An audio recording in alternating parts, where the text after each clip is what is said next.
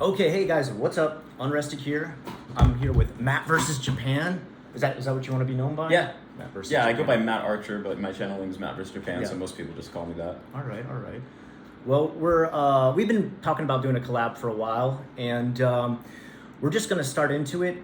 This is just gonna be kind of a mix between letting him introduce himself and then also kind of giving his look and take on learning Japanese here. I don't think I'm really a great channel for that. As my Japanese, I'd say I talk like a rokunensei. Yeah, I talk like a sixth grader.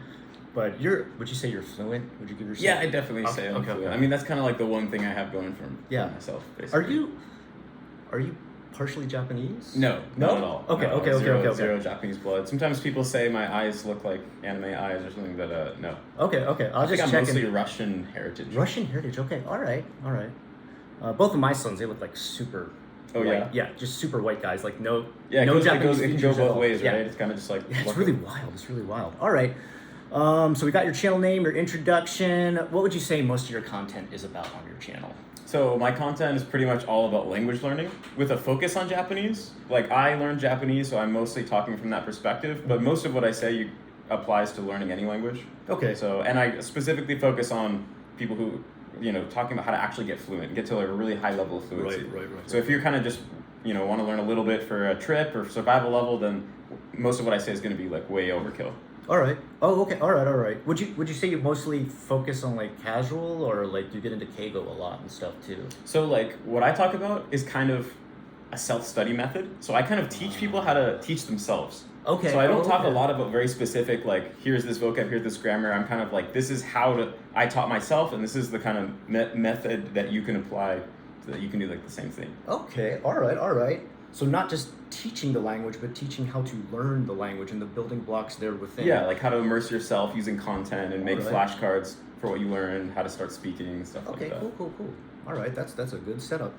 Okay. The big question I'm sure everybody asks: so what got you interested in studying Japanese and coming to Japan? Yeah, I mean, of course, this is something I've thought about like a million times. And so I feel like throughout the years, the way even I have come to understand that myself has kind of changed. But I think, when I was a kid, I mean, I really loved Pokemon, Yu-Gi-Oh!, Okay. Dragon Ball Z. And so, of course, when I was a kid, I didn't know that was Japanese, but that Yeah. was like my entire childhood. Those were like my favorite things Okay. ever. Like both the shows, the games, the card games and everything. And I think also even like watching Bruce Lee movies and like, Okay. when you're a kid, especially in America, they don't really make clear distinctions between China, Japan, Korea. It's all just Asia, Yeah, right? yeah. But it kind of like has this mystique to it in the way you see it in media and things Right. like that. And so I think I was always kind of, drawn to the aesthetic of it.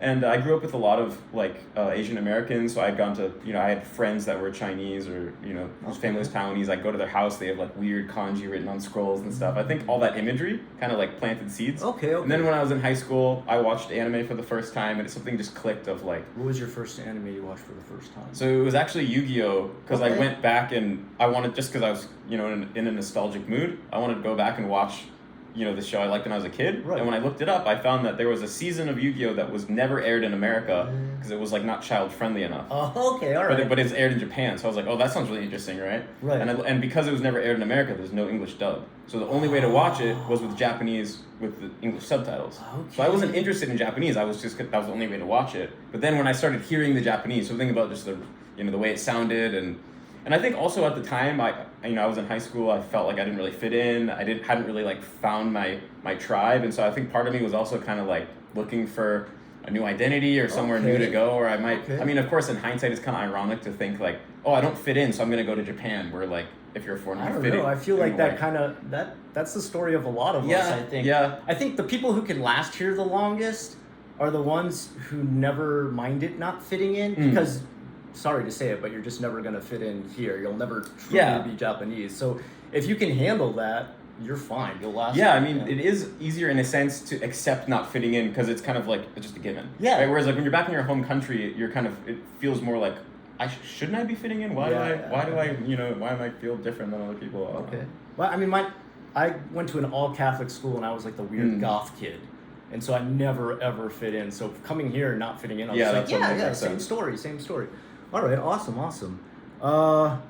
So how did you finally start your journey to Japan? Like, did you start as a student here? Did you start? Yeah, Okay. so Yeah, it's kind of an atypical story probably as far as, people that end up living in Japan. But when I was in high school, I studied abroad in Japan for 6 months. Oh, okay. And because at the time I was studying Japanese, I was watching anime, I was like, Was that a program your school had? It wasn't through my school. I just decided, like, Oh, 'cause, so many anime take place in high school, right? And Yeah, that is you very look at this true. Japanese high school experience, or they have like bukatsu and all this shared cultural experience. That kind of like when you're watching anime, I started to feel like, oh, the high school experience is like the most important experience in a Japanese person's life. Not that that's accurate, but that's what I kind of felt at the time. I think a lot of It's Japanese pretty would big. agree with you. Pretty big, They yeah. definitely agree with you. I mean, I yeah. definitely think that the fact that all Japanese people have that as a shared experience is a big part of their identity and how they feel. That they have the shared values and everything. So I was like, well, I'm only going to be in high school once. This is my one chance to have this experience. So I went and found a program and studied abroad. Okay. But I actually had a really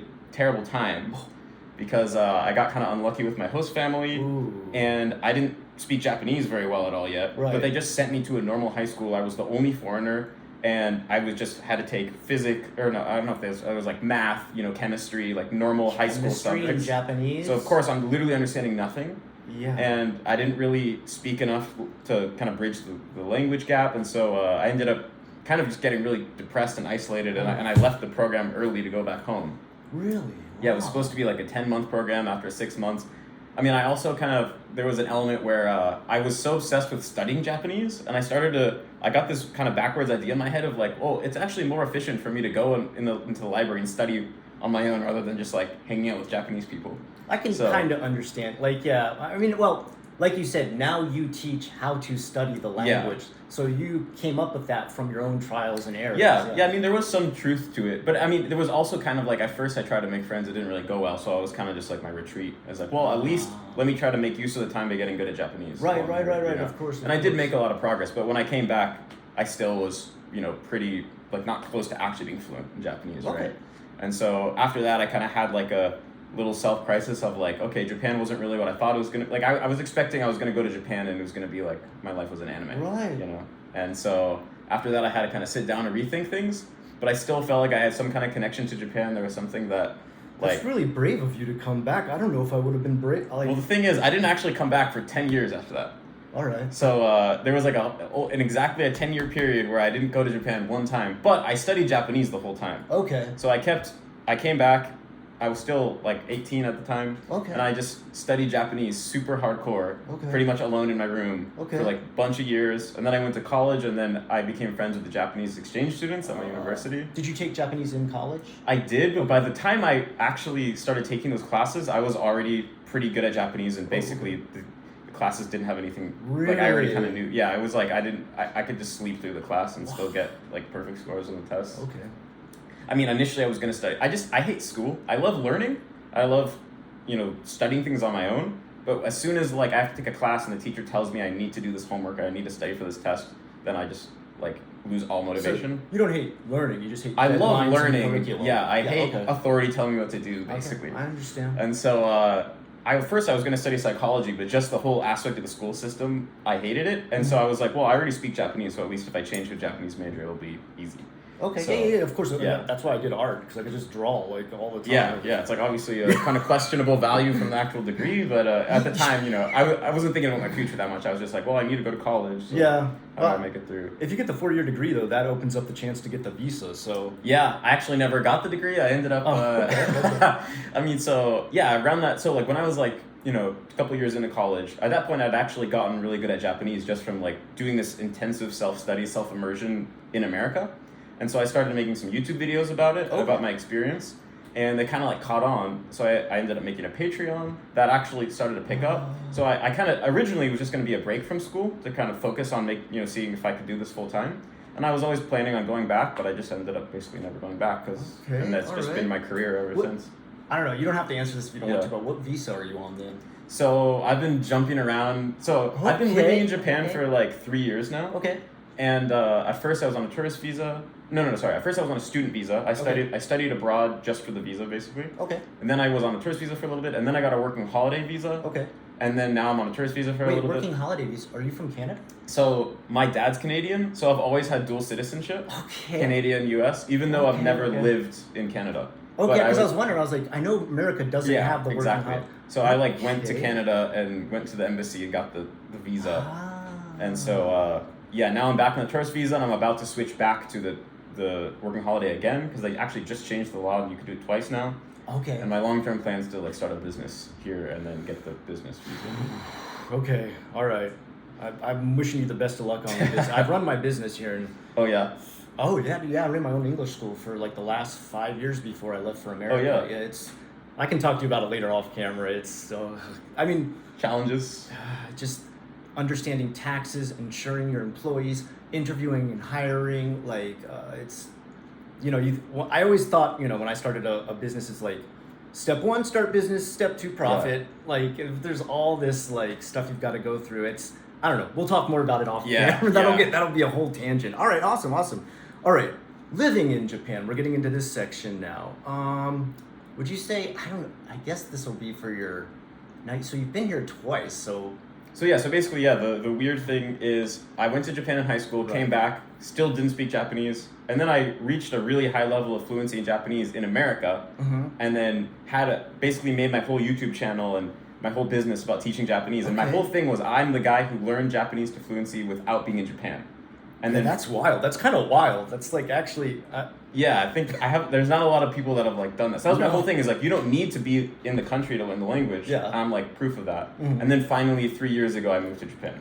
How did you practice speaking? Did you have a tutor or did you immerse yourself in like Discord calls or what? So the first time first I'll say a big part of my method is very focused on input. And my kind of philosophy is it's almost like 90% input and then 10% output. And so that was a big focus of like just loading it up in my brain, building that kind of instinct for it. Okay. But then of course you do need to practice speaking to get good at speaking. And so the first time I kind of like got good at speaking was when I said a second ago when I was at college, and there's a whole community of Japanese exchange students that pretty much only hang out with each other and don't really make local friends. That's true. I was like the one white guy in the group. Okay. All right. And so I got to practice speaking with them. And then for a while I met a Japanese girl. I had a Japanese girlfriend in America for a while. And we would talk, like, at first, she was studying abroad. She eventually went back, and then we still, kept talking on the phone every day. So that, I got a lot of speaking practice into that, too. All right. Yeah, because I always tell people always like, you think I could become fluent with Duolingo? And it's like, that's, like, good surface stuff, but you'll never, like, none of those software programs will come anywhere close to making you, unless you actually speak. Yeah. All right. So then getting into living in Japan, I guess you can answer this for the first time you came or the second time. What were like some misconceptions you had before you came? You were like, oh, it's full of robots and furries. Yeah, so it's hard to even remember what my expectations were in high school, but I definitely, when I first went, I had the expectations it was all just going to be like rainbows and flowers. Oh, yeah. It was going to be like totally anime, right? So I think like when my host family was like, I actually had a couple different host families. My first host family was like a single mom with one kid. Ooh, okay. And she was kind of really rude to me. Like, really? like she would like make her son like this, proper breakfast with like fish, miso soup, rice, and then she'd give me like bread from the kombini, like meronpan. And then I'd be like, how come he gets a proper breakfast and I don't? And then she'd be like, well, he's in the bicycle club. He needs the calories. You don't do any bukkatsu, right? You don't need it.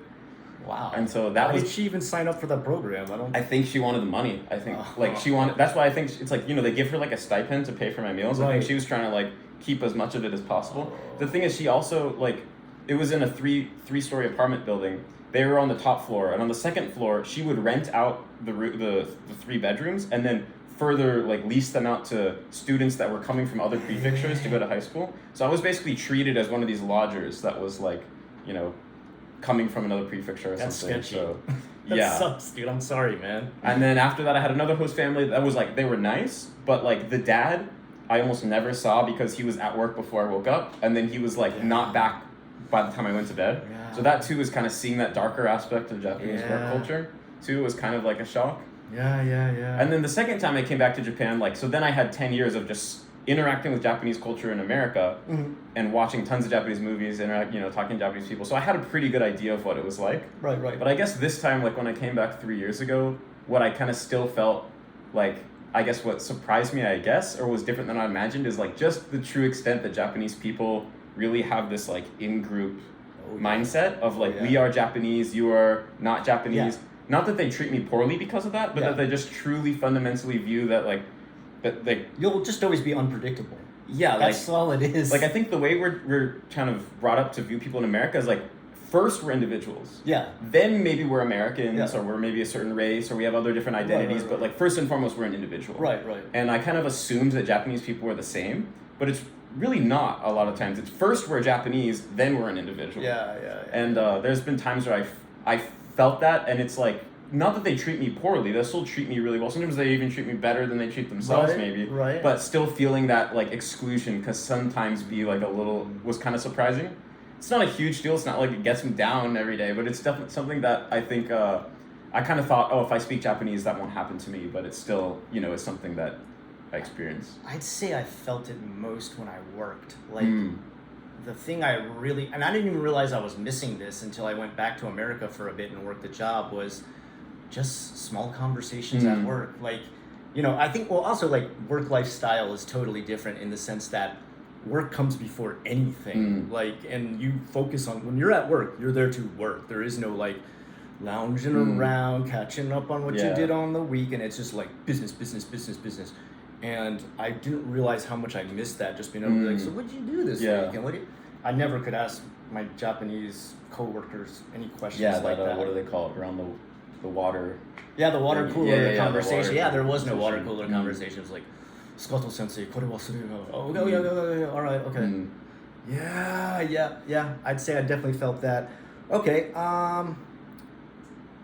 okay, this is kind of the reverse. What would you say, in general, you feel like Japanese often have misconceptions about the West?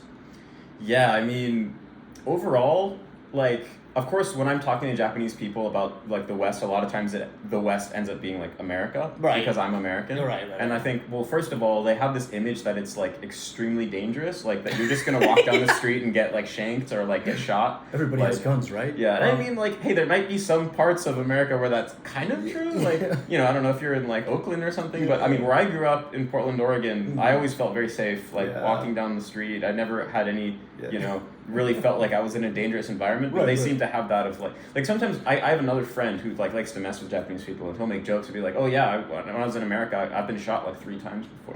Like, I was just walking on the street, I've been shot, and they believe it completely. Yeah. They'll be like, Sarcasm, oh wow, no way. Sarcasm doesn't work here. Like, I've definitely run into that, because I'm really sarcastic, and I'd say stuff like that, and they'd be like, oh my god, are you okay? Yeah, I have that too. I'll try to make a joke, and they'll just think I'm dumb. Like, they'll they'll be like, oh, okay. Like, American joke? Yeah. I'd be like, yeah, but sorry. I'll have to, be like, sorry, it was an American joke. Yeah.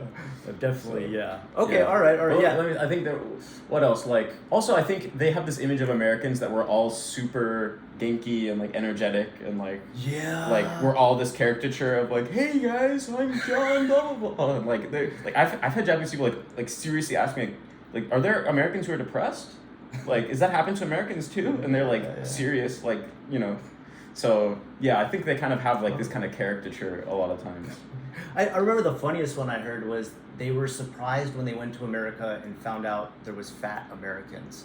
And they said, like, Really? I thought everybody looked like Hollywood. And it's like, whoa, yeah, you're way off on that one. Actually, yeah, like that, because that was one of the first things I thought when I went back to America after being in Japan. Is just like, whoa, everything is huge, including the people, for sure. And I remember when I came back to Japan and mentioned that, and they're like, really?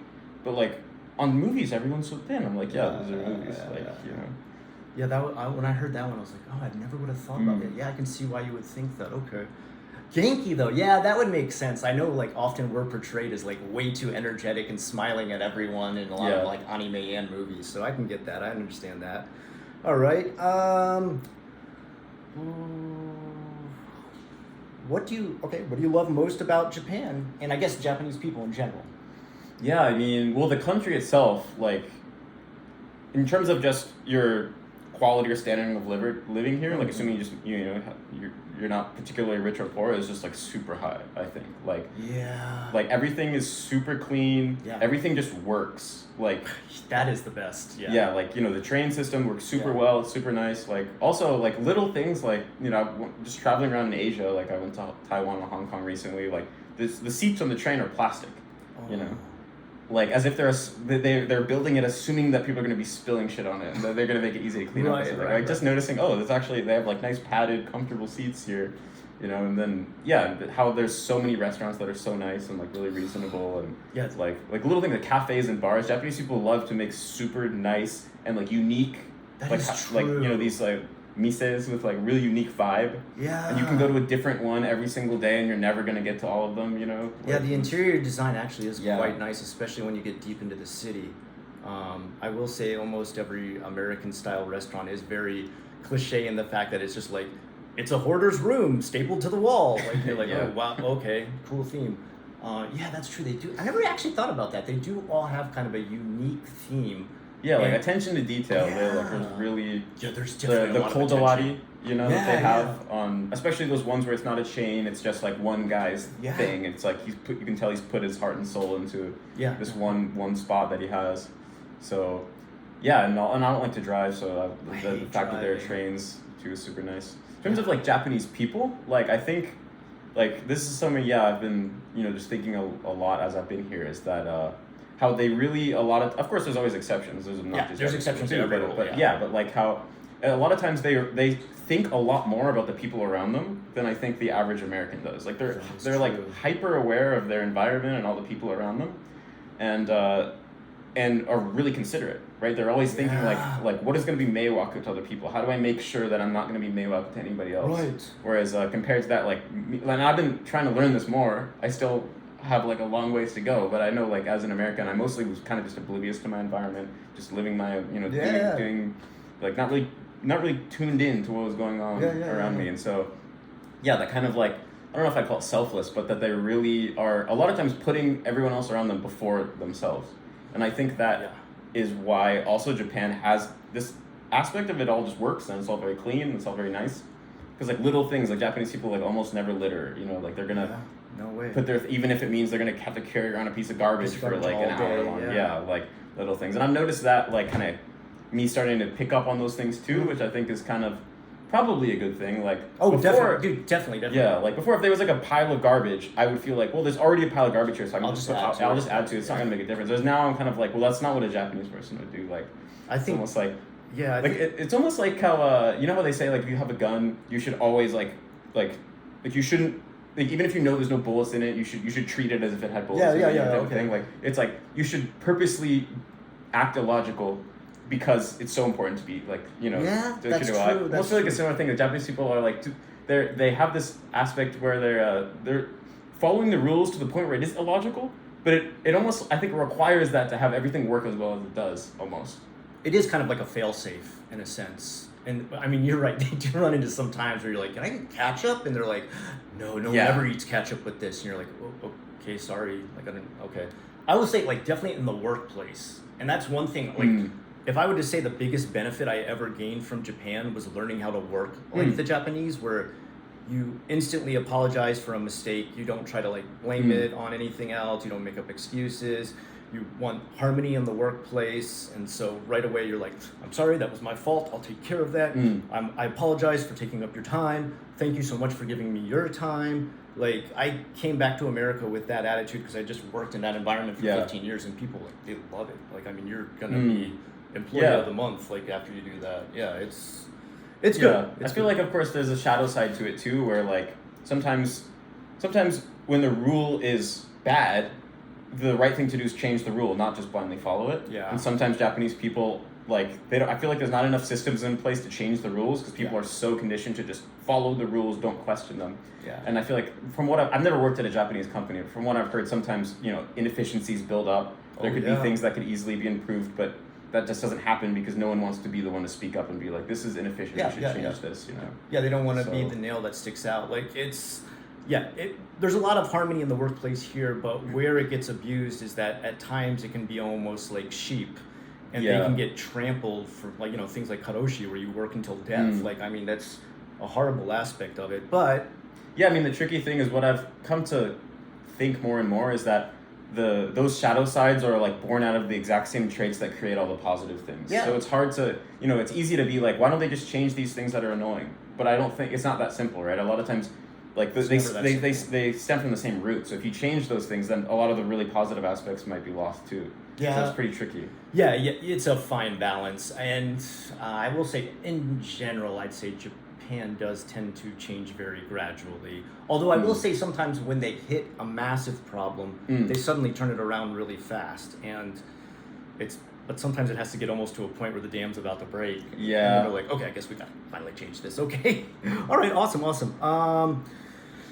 What are the benefits of living in Japan and what are the negatives of living in Japan? I guess we could do one benefit, one negative. Yeah, I mean, a lot of the benefits are kind of the same things that I said. Yeah, we kind of just... I mean, I think one benefit is that, in a way, if you're a foreigner in Japan, especially if you speak Japanese, then that unlocks a lot of opportunities. Yes. Because I think, like, Japanese people are really, like, everyone's curious about themselves, right?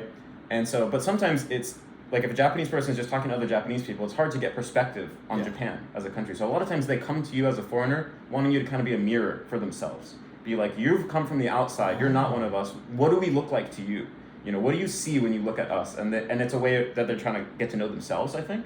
Okay. And when you provide that with them and you give them your perspective, then they're a lot of times really grateful. And then they want to go out of your way to, like, That's really interesting. provide I never you with, thought about that. That's a really good point. I found just being a foreigner in Japan, they will, go out of your way to, just the fact that you spoke Japanese. If you're at a restaurant, they give you a free dish at the end. They're so excited. They're so excited. I mean, that's the best thing about this country is just that, like, if you even try, no one will laugh at you. No one will, make fun of your bad grammar or anything like that. They'll just be pleasantly surprised, which really encourages you to keep studying. And I'll have, like, it's so easy to network. People will be so quick to introduce you to other people they think that would be mutually beneficial and stuff. So I feel like you do kind of get preferential treatment in that sense. It's like it's really easy to like build a network, and if you go out of your way to put a little initiative in.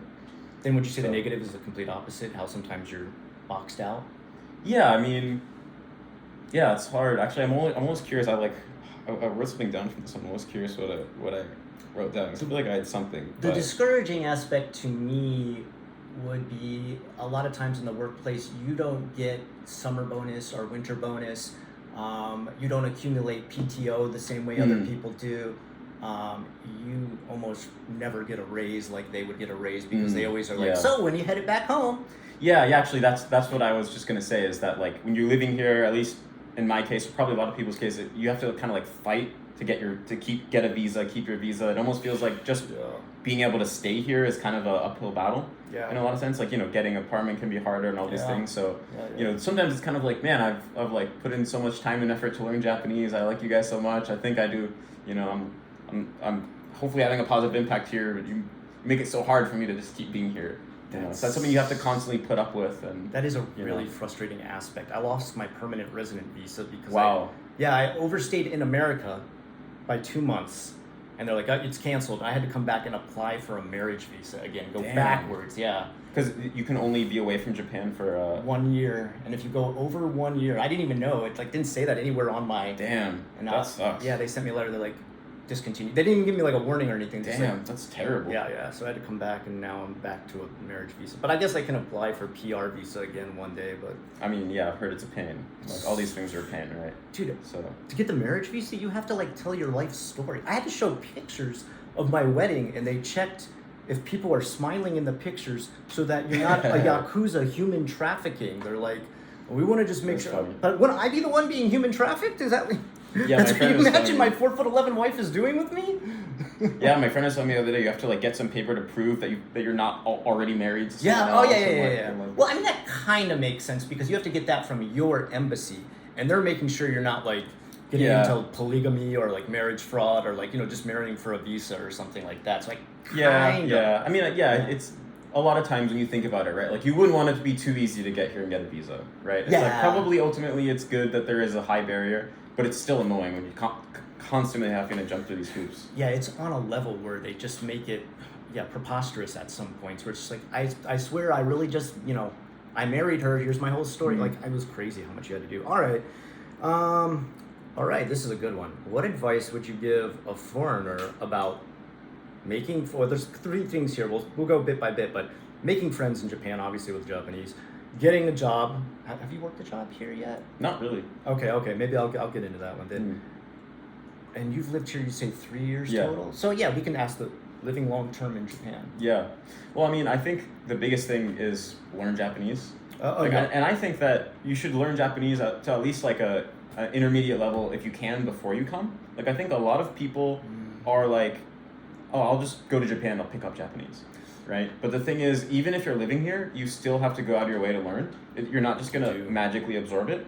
And if you can't have the discipline to like study Japanese before you come, you're probably not gonna magically have more discipline like when you get here. Yeah, It's like surprising how much like you'd think it'd be motivating to constantly, have to suffer through not speaking the language, but it doesn't seem to be the case, right? There's so many, most foreigners live here a long time and they still don't really learn Japanese. That's always crazy to me that they never learn any.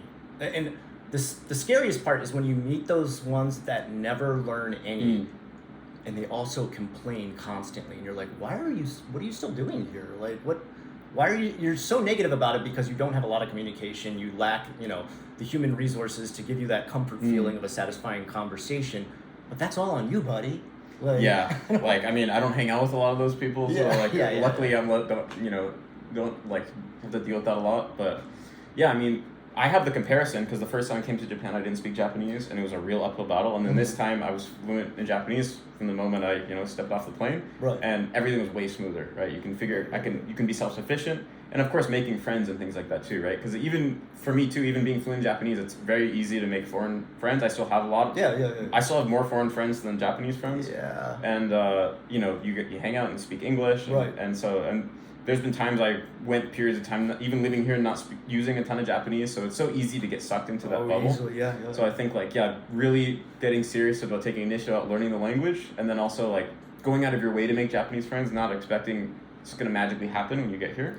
Yeah. I think. Sorry. No, I was just gonna say people shouldn't be surprised if when they try to hang out, if the Japanese people are like, let me see what I'm doing 3 months from now. Okay, 3 months from now, Saturday. It's not that they're trying to be brushing you off, but it's more they're just that busy. Yeah. That kind of shocked me when I was like, yeah. Wait, what? Especially I thought tomorrow the weekend or something. Yeah, like when because I had these friends I made in college, right, that were exchange students at my university in America. And when I came to Japan, I hit them all up, and they're all now they're salarymen, right? Right. And so they're so it was exactly like you just said.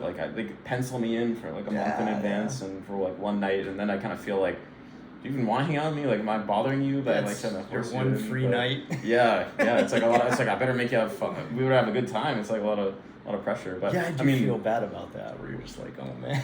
Yeah. So, but what I found, especially talking to a lot of other people, is probably the best way to make Japanese friends is to have a hobby that's not learning Japanese. Like it's really easy to get sucked into the bubble. Like if you don't have a hobby, then the only Japanese friends you're going to be able to make are Japanese people that want to use you because they want to learn English, or they want to leave Japan. They think America's super cool, or they're an otaku for your country. And that's not the average Japanese person, right? You're kind of getting a biased sample. So if you have a hobby, I had a friend who was really into Yu-Gi-Oh.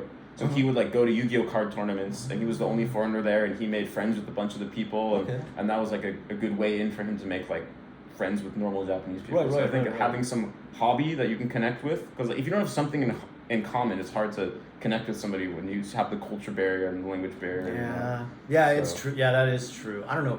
Mine were always weird I was really into Japanese horror movies and Toshi Densetsu.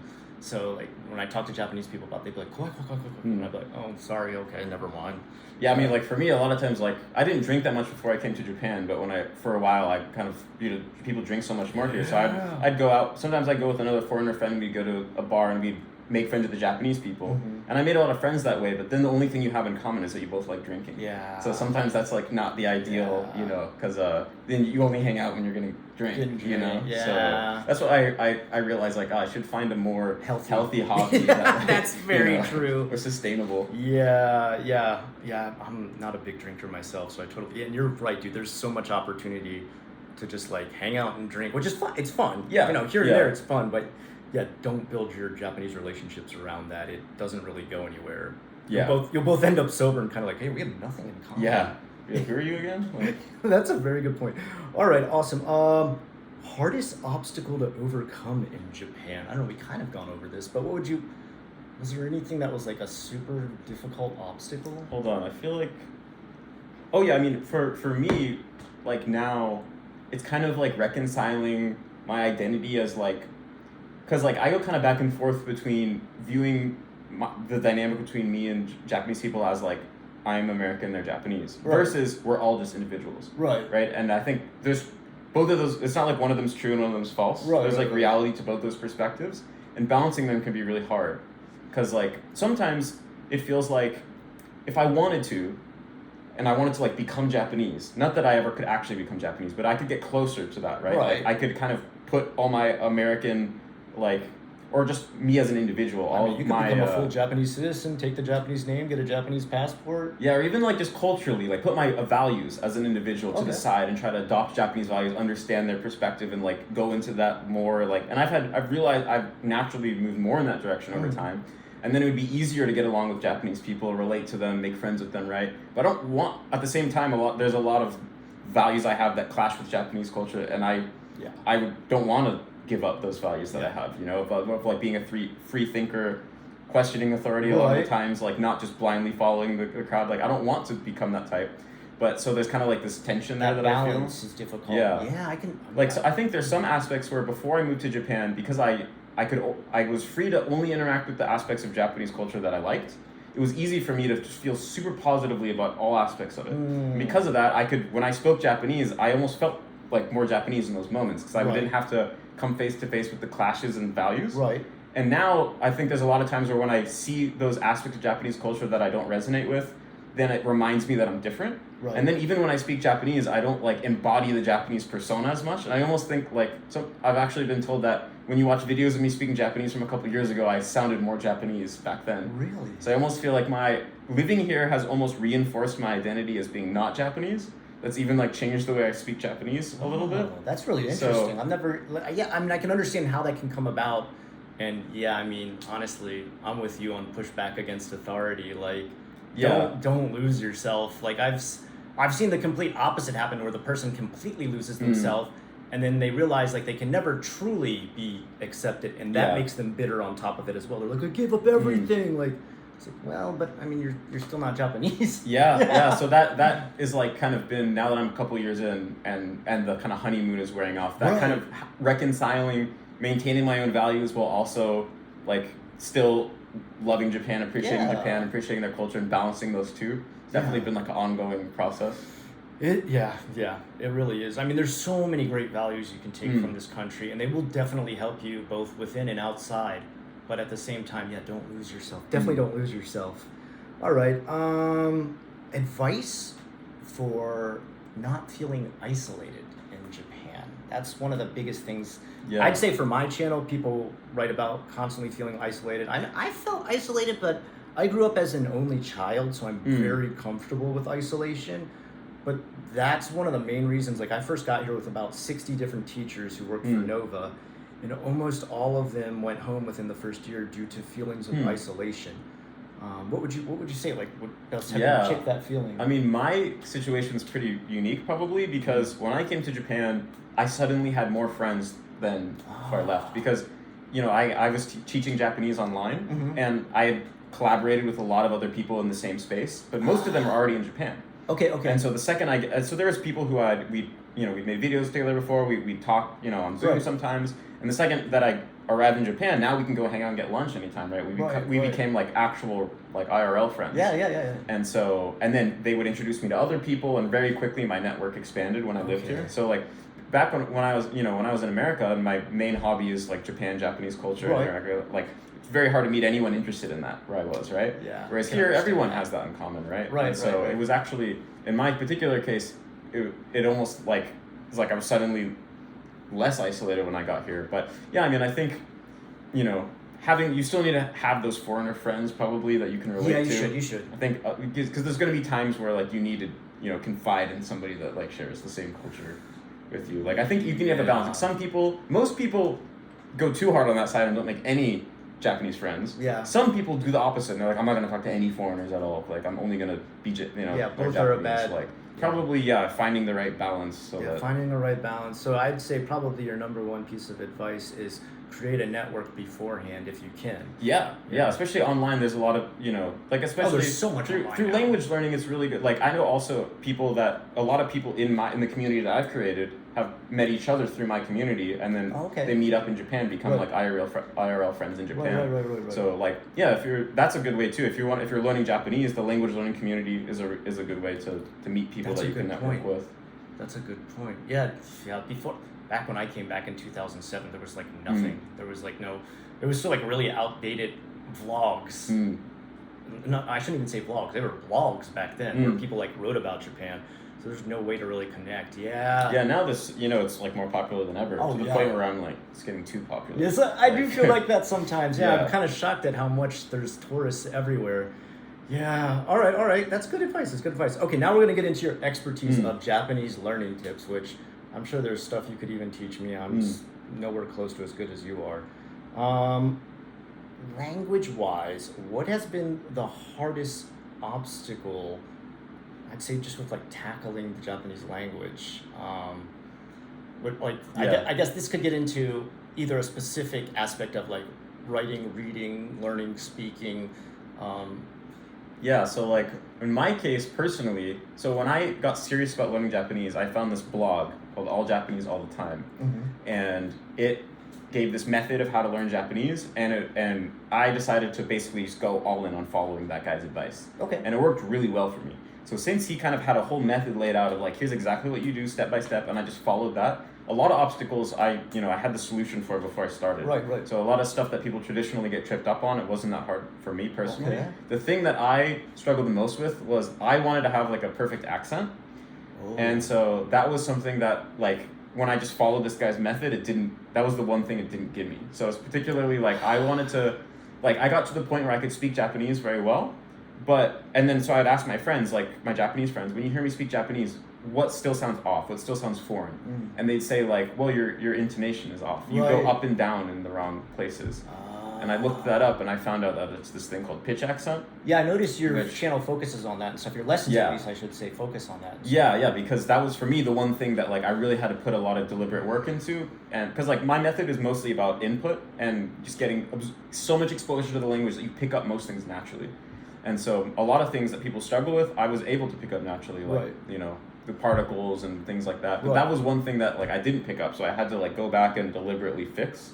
And there was like no resources on it at the time. Now there's more, including resources that I've made. Right. But at the time there was very few resources, so I had to like buy, like I bought dictionaries meant for like Japanese NHK TV announcers that have to speak like perfectly standard Japanese. Okay. And I also read like academic papers by scholars studying, like all in Japanese that study this, like linguistics papers. And I had to piece it all together and figure it all out, and then completely retrain the way that I speak Japanese to like use the right pitch accent. Okay, so then have you taken like a JLPT N1 or N2? I haven't taken it, but I'm virtually certain it would be very easy for me. Because like I also like early on I had a big emphasis on reading, so I would read like novels in Japanese and like nonfiction books, and I would make thousands of flashcards in Anki to learn all the words. Okay. And so that's kind of was always my strength, was like vocabulary and like kanji reading I was very good at. And so yeah, like if I look at the practice tests, they're like pretty easy. Wow. Okay. I want to take the JLPT. I keep missing the sign up. It's so weird that it's only at like certain exact times. Yeah, like just the other day I went to like sign up for it and I had missed the thing. I don't know, that one in Aiken, on the other side of everything, Aiken. I know because my own son keeps taking all the new Aikens. That's crazy, man. Wow, you're really deep into it. Yeah. Well, I didn't know you knew that much. Like, you know, like a ton. Like the amount of kanji he's talking about, guys, is like an insane amount of kanji. Like I'll never. It's more than you need to know. Yeah, like, exactly. In hindsight, yeah. Like before I just had this idea. I didn't realize that it's basically unlimited. Like I kind of like I would read novels and I just assumed all Japanese people know everything in here. So I'm just gonna learn it all until there's no more left. And then eventually I got to a point where Japanese people would look at my flashcards and they'd be like, I don't know any of these things you're learning. Wow. Like, yeah, and then I realized like, so there's stuff Japanese people don't know. And so I kind of, in hindsight, I probably didn't have to take it as far as I did. I wouldn't recommend most people to do that. That's wild. That's crazy. Like I'm pretty much illiterate. I've given up. Like I want to speak. My hardest thing is like listening. I can actually speak quite a bit, especially if it's a subject I'm very, very interested in. But my listening skills are absolute garbage in English and in Japanese. I just have. Oh yeah. Yeah, I have really bad ADHD and dyslexia, so I don't catch a lot of stuff people say in both languages. So that's one thing I've always struggled on. But I've kind of given, like, I tried to start studying for the JLPT, and I realized once I even got up to like level 4 or 3, I was just like, this is like holding sand in my hands. It's just slipping out over and over. And Oh over. yeah. Oh God, yeah. I couldn't, like, the Bushu, like just a tiny Bushu change and everything means something totally different. Yeah. I'd be like, okay, well, I can't hold on to that. Well, I think a lot of that is like the way you go about studying, because like the way most people try to go about studying, like it makes it an uphill battle like that. So like the way that I studied kanji, for example, was I never really paid that much attention to the bushu. I never learned individual kanji. I only learned words. Okay. Because like, when you take an individual kanji, it has a bunch of readings, has a bunch of meanings. Like there can literally be like 10 readings. Yeah. And then people think like, how am I going to know which reading it is? This is like solving some calculus problem, right? Right. But if you think about words, like one word will always just have one reading. Yeah. Right? And so if you just ignore individual kanji and you're just like, okay, when these two things are next to each other, it's read like seikatsu, and it means life, whatever, right? Right. Or like, then it makes it very simple. And so I just learned words. I almost pretended individual kanji didn't exist. Okay. And what happened after a while is my brain naturally started to see all the patterns. And when I'd come across a new word, I would be able to tell like, oh, it's probably read like this. It probably means this, because my brain, just from learning all the words, kind of naturally, unconsciously did that pattern recognition of the individual level kanji. All right. And you're also you're trying to learn Chinese too. Yeah. So would you call yourself a polyglot? Well, not yet. Okay. All right. And also, I think like I want to learn Chinese. Hopefully, eventually, maybe like I have a very long time scale, right? So I'm like 30 now. I started learning Chinese seriously a couple months ago. I'm hoping by the time I'm like 45, I'll have like maybe my Chinese level will be similar to my Japanese. Right. So I have like very long time scale. But even then, I'll know 3 languages. I think most people wouldn't count that as enough to be a polyglot. Yeah, I don't know. There's probably like an official number that makes it a polyglot. There's probably it's probably a hot topic of debate. Yeah, but I've always been more interested in going deep rather than going broad. Okay. So I'd rather know like, I mean, really for a long time I didn't even know if I wanted to do a 3rd language. I was like, I just want to have Japanese and English at a really, really high level. I don't need to have a whole bunch. Now I'm like, okay, I'll try to add Chinese, but even then I don't, like 3 feels like already almost too much to balance. That makes sense. Okay, well then I'm going to skip this other one. It was about like, what did you use to memorize kanji? We kind of just talked about that. But you mentioned that you were like into Yu-Gi-Oh, you were into playing the game, you were into like watching the anime. What mixture or immersion do you suggest to people trying to learn Japanese? Like, which way do you feel like it's best to immerse yourself? Like the movies, the anime, so like there's this kind of like it started up until recently it almost didn't exist, but now there's this whole genre popping up of comprehensible input content. So basically native Japanese speakers are making content in Japanese that basically the goal is to make it so that even if you don't understand a single word they're saying, you still know the meaning that they're saying, because they're using visuals to make it clear what's going on, right? So they're using hand gestures, facial expressions, they're putting pictures, they're using props, so that even if somebody, it's day one, they can still get like roughly what's being said just from the visuals, right? Kind of like you can think of it like if you've ever been on a plane, you look over to the guy next to you and you start watching the movie, even though you can't hear what they're saying, but you can still kind of get what's going on. Right. And so then you can kind of pick up the basic grammar and vocab in the way that a child does, basically, right? From just like the context gives you the meaning, and then your brain hears you hear the Japanese, your brain puts 2 and 2 together. So I think there's this one service called Comprehensible Input Japanese, kind of straightforward name, but they have like hundreds of hours of this content that they made that's sorted by levels. So you can start off knowing no Japanese and just pick it up through watching these videos, and the levels slowly, it gets more advanced, introduces more grammar and vocab. So I think that's the number one thing that I would do. But in addition to that, I think you also want to use native content from the beginning. Okay. Because like there's always going to be this gap between the content made for learners and native content. Okay. And it's pretty much impossible to have that be a smooth transition. There's always going to be some I can understand. Like people a lot of times they'll be using this content made for learners and they'll understand most of it, and then they'll turn on like an anime or a movie or a YouTube video and be like, oh, I don't understand this, and they'll be like, I guess I'm not ready. But the thing is, you're never going to be ready. Like you have to at some point just jump into the native content and kind of like learn to swim as you sink. Yeah. Basically. Yeah. And so when it comes to like what content to use, I'd say it's mostly just based on what you're interested in personally. Because like if you're like really into anime, like when I was learning, I was into anime. I watched a lot of anime. Like you can be motivated to push through even if you don't understand that much, Right. because you like the content itself. Right. And it's about adjusting your expectations and knowing you're going to understand very little at the beginning, but maybe you start off understanding 3%. Your next goal is to go to 4%, not to jump to 100%. That's not how it works, Right. So With the comprehensive thing, this is my first time hearing about this. Is this via a website or via an app or? yeah, so I think on this particular one, it's they have YouTube videos. Okay, Like they have YouTube some for videos. free, but Okay. then if you want to get the full library, then it's just a website and you can make an account. It's like $9 a month or something. All It's like right. very cheap. We're not sponsored or Yeah. anything. If you guys are wondering, I just think it's really good because that does sound really good. I'm doing similar thing in Chinese. There's similar content that's meant for beginners, really simple. But the thing is, they're not teaching you grammar explicitly. Mhm. They're just speaking to you so that you just kind of intuitively pick it up, right? If you imagine an infant, right? You're not teaching the infant how tenses work or conjugations work or anything, right? But you speak to the infant in a way that he or she could tell roughly what's going on. Right, they right? connect it to a symbol or a there's word like visuals, or an action. and Right. so it's like that. You pick it up more intuitively. Interesting. That's really I haven't heard about that. That's really an interesting input on that. All right. Let's see. We kind of already went over some of this. How does your own channel teach progress and present? We kind of talked about that.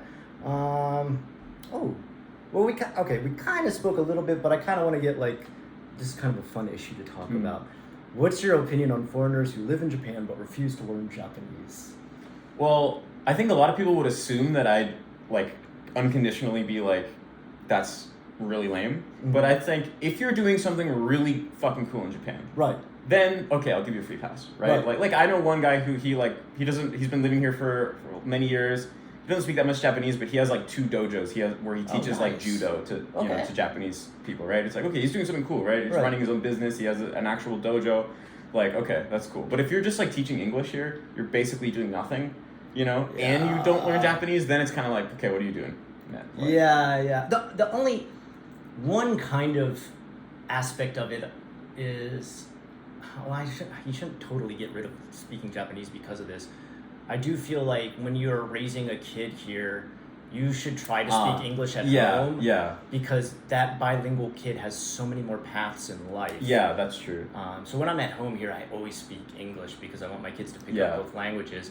But again, I understand what you mean. If you have a badass job, if you're a voice actor or something like that, that's kind of awesome. I do have one friend who works in IT and he doesn't really have to use any Japanese and it's kind of badass. But I feel like, you're only hurting yourself if you don't learn. You're just closing off a lot of opportunity.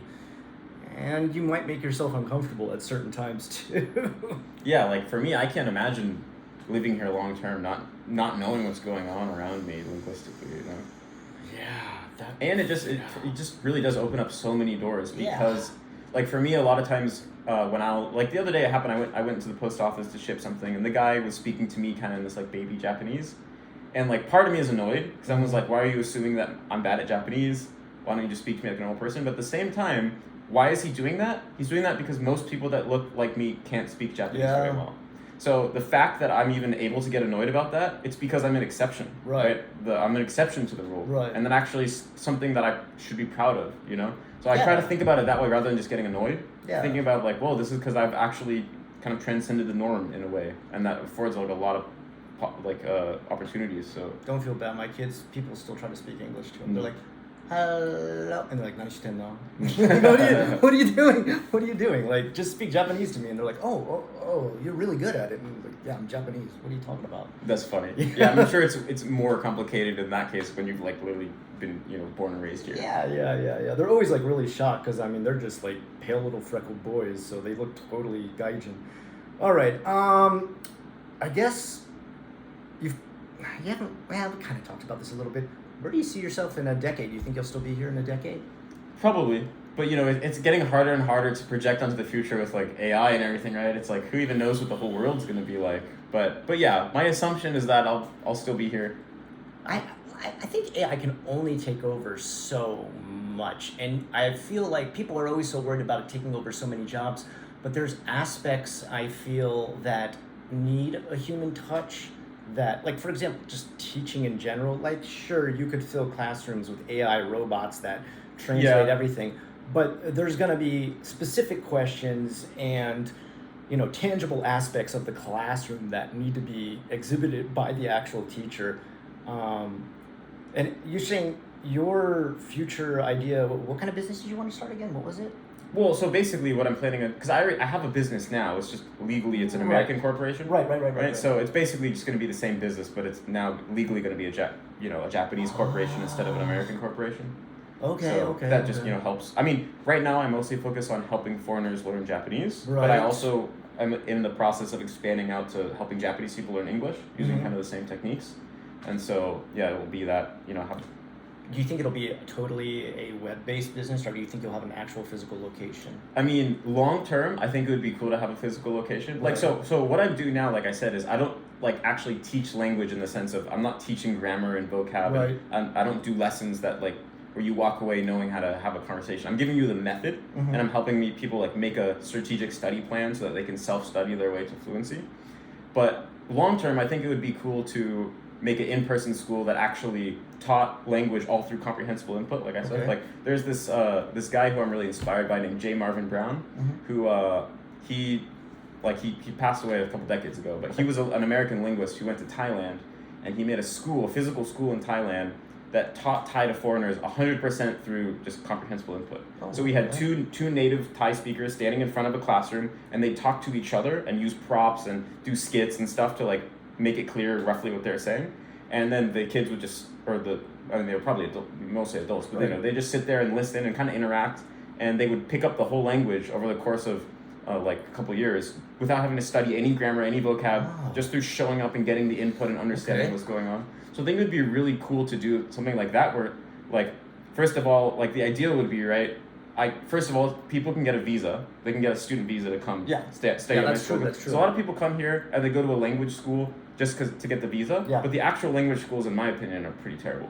I don't like the way that they teach the language. I think is I think my method's way better. Obviously, I'm biased, but so when you went, did they teach via immersion, or was it baby stuff when you first you went here in Japan for a language school, right? Well, when I first came, you mean 3 years ago? Yeah, or 10 years ago? No, 3 years, yeah. So 3 years ago, I was studying abroad at a university. So it was like a normal university.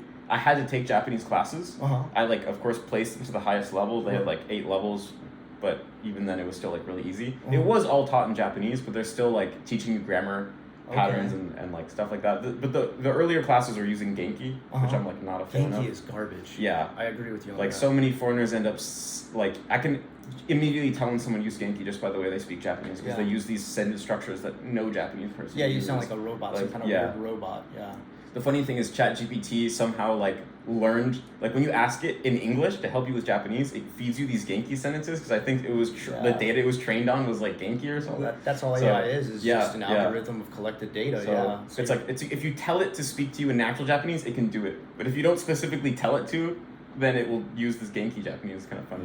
But anyway, so I think if I could have a school where, first of all, people could get a visa to come to Japan, and then they could actually learn Japanese in this natural way where they don't have you can just show up, get comprehensible input. It's fun and easy and actually gives you the best results. That would kind of be the dream. But that'll probably be many years into the future. Yeah, it's not going to take that long, I don't think. I think you could get that going pretty fast. Do you think you'll teach the opposite? Do you think you'd ever teach English in Japan? Yeah, maybe in a similar style. Okay. But I think in a way, it's actually harder because it's actually easier to use my method when you're starting from a clean slate. Because a lot of part of my method is you want to build an intuition for the language in a similar way that you do with your native language, where you don't have to consciously think too much about the grammar rules. You just hear lots of examples and then you build up an intuition for how it's used. And then that intuition lets you use it yourself. Okay. But with Japanese people, they most of them they've studied English grammar and vocab and in this very particular way where they're basically memorizing all these formulas and translating in their head. They've done that for many years through middle school and high school, even elementary school now, right? Yeah. So they have all this baggage. So when they start, if I said, okay, just go to immersion school, we're just going to talk to you in Japanese, we're going to talk to you in English, just sit back and relax and you're going to absorb it.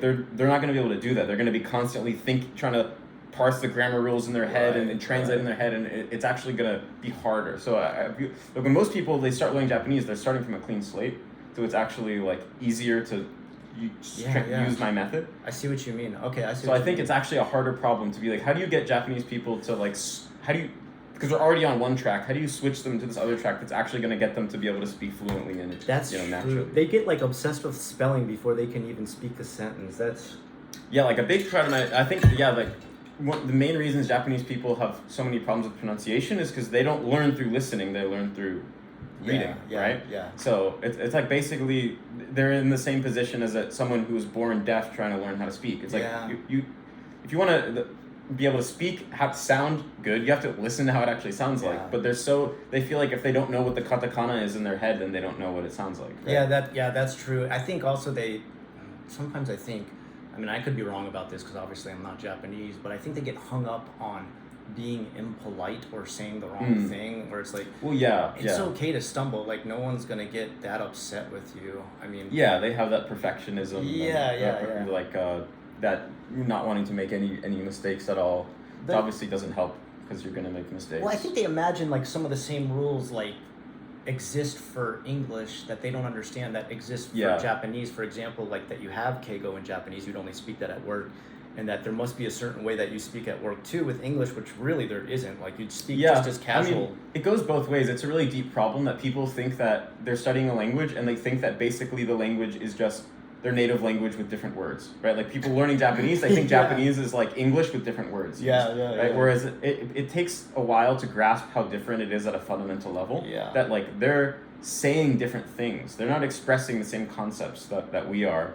And there's no one-to-one equivalent between anything. Yeah, it's not a cipher. And so so the only way to get it is to go through a period where it's kind of blurry and vague and it's ambiguous. Patchwork. So I think it goes both ways, but I think Japanese people extra struggle with this because they're taught that like don't move forward until you perfectly understand.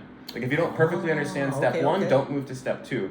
But the thing is like language it's never gonna be, you're not gonna understand it until you just float in the blurry soup of kind of getting what's going on, and then it slowly crystallizes and becomes clearer and clearer over time. Well, that, and I feel like every single learner learns an aspect of a language better first. Like some people get really good at reading first, some people get really good at listening, some people get really good at speaking, and to say like, no, everybody needs to learn it this way, step by step to make the ability, like you can't do that to people. I think there's actually a lot of stuff in Japan that they learn that way, where it really kind of throws a wrench in the gears. Well, the funny thing is that, like, I was thinking about this the other day, like, when you look at traditional Japanese arts, like Zen or, like, a lot like Kyudo or, like, tea ceremony, they have this traditional philosophy, right, of, like, don't ask questions, don't try to understand it intellectually, shut the fuck up and just do what you're told, and then through doing that, a kind of intuitive understanding will naturally be cultivated over time, right? And it's a type of understanding that can't be communicated verbally, right? Like with Zen, the kind of meditation, right? It's kind of like if you try to you can't understand it with your mind, right? So you have to grasp it intuitively, and in order to do that, you have to go through a period where you don't know what's going on. You're just trusting that it's going to become clear, right? That's actually the perfect mindset for language learning. But Japanese people in the moment. But Japanese people don't apply it to language learning. They they take the exact opposite approach of I need to understand everything in my head intellectually or I can't move on, when that actually just doesn't work at all. That's a really good point. I never thought about it that way, where like they'll approach things like topiary arts and everything like that, where it's just like just exist with the flowers, be with like, you know, like if they could apply that, if they had like a Zen sensei to like hit them with a stick and just make them watch the Disney movies all day, like they would actually do way better. That's a good with point. English. I never thought about it like that. All right, we're almost near the end here. I guess I don't know how I skipped this question, but I did want to ask, like, what's, like, I guess it's kind of a goofy question, your favorite Japanese word or Japanese saying, or what really sticks out in your mind, like while you were learning, you're like, oh wow, that is a crazy concept in the language. Yeah, I mean, now it's been so long since I was like initially learning Japanese, it's kind of hard to remember, but the way I kind of think about this is sometimes when I'm speaking English, Japanese words pop into my mind and I'm like, how do I say this in English? You know? So like one of them is that I really like is yoyu. What is this? It kind of, it's hard to translate. That's why I always wish I had in Japanese, but it basically means like however much you need to get by, it's the extra that you have on top of that. You know, so like for example, if you need to catch the train by like 3:30, and then you say like, oh, it's only like 3:10. We got 20 minutes. Okay, now I have yoyu, right? I have like leeway. I have like, you know, some space between the what's required and where I'm at now. So it's kind of like a life philosophy of like have you have that extra free space with everything you do. A lot of times it's just using your attitude, right? Like girls say, oh, I want a guy that has you, right? Like when I talk to him, he just feels like he's at ease. He like has everything under control. So be able to compromise and have leeway. Yeah, or I don't know if it's necessarily compromise, but yeah, like have more than what would be required so that you have this peace of mind and like, Be more than content. Be overly content. Yeah, like have a little extra so that you're never cutting it close with anything. All right. I can it's really hard to translate. That's Miku Balzu is one that I always think of. It's like, you think you're really interested in this and will study it like a monk, but in 3 days you'll no longer be interested in this and have left it go. Yeah. There's no really a lot with language learners. Yeah, like it happens a lot. Yeah, that's true. That's an exactly good point. All right. I guess let's close it out with how should people find you? What is the best way to like? Yeah. So I mean, if you want to hear me talk about language learning stuff more, then my YouTube channel, Matt vs. Japan.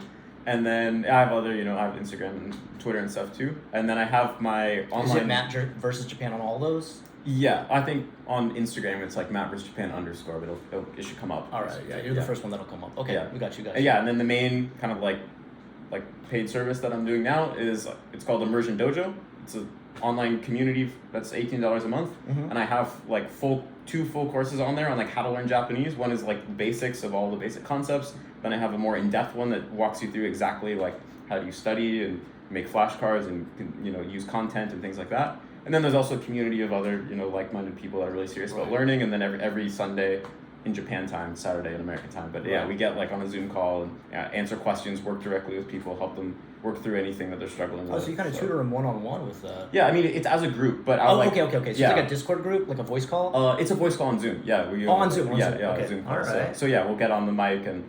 Like I encourage people to put on their video, but some people are shy they don't. Yeah. But we can still people ask me questions directly. You can talk through things and also get other people's opinion because a lot of times, like sometimes learning from peers is actually more helpful than learning from the master. I think it's good to have both. So I think that is. It's good to get students to talk to each other. That's true. All right, perfect. All right, guys. I hope you enjoyed that. You heard where to check it out. Matt versus Japan. I'll talk to you guys again real soon.